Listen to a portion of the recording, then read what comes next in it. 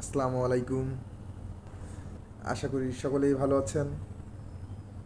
আলহামদুলিল্লাহ, আল্লাহর অশেষ রহমতে আমিও অনেক ভালো আছি। শুরুতেই সবাইকে শুভ সকাল। সোমবার, আজকে আমার সাপ্তাহিক ছুটি, তাই ভাবলাম যে যাই একটু আড্ডা দিয়ে আসি আপনাদের সাথে। তাই আজকের এই ভিডিওটি তৈরি করা। তো দীর্ঘ কয়েকদিন যাবৎ সোশ্যাল মিডিয়ায় একটা কথাই ঘোরাঘুরি করছে, আমার সোনার বাংলা, আমি তোমায় ভালোবাসি। এটাকে নিয়ে কিছু কটূক্তি মহল এটার পরিবর্তন চাচ্ছে। আসলে ভাই, একটা কথা বলি, এটা তো জাতীয় সঙ্গীতের কী সম্পর্ক? এটা তো মুক্তিযোদ্ধার সময় থেকে এই সঙ্গীত আমরা গেয়ে আসছি।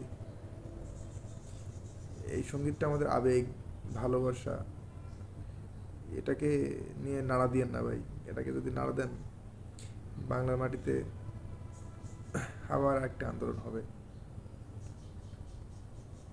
তাই আশা করি আপনারা বুঝতে পারছেন আমি কি বলতে চাচ্ছি। আমি কোনো রাজনৈতিকভাবে বলতে চাচ্ছি না। অ্যাজ এ দেশের একজন নাগরিক হিসেবে আমি আপনাদের কাছে রিকোয়েস্ট করি, জাতীয় সঙ্গীত নিয়ে কোনো আপোষ নাই। আপনারা যে যে দল করেন না কেন, জাতীয় সঙ্গীত আমরা ছোট্টবেলা থেকে শুনে আসছি, গেয়ে আসছি। সেই সঙ্গীত আমাদের আবেগ।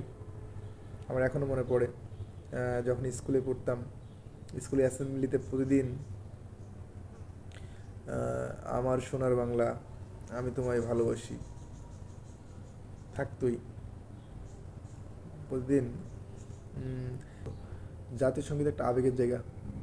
বিদেশে যেমন বাংলাদেশের কোনো দল, যেমন ফুটবল হোক কিংবা ক্রিকেট হোক,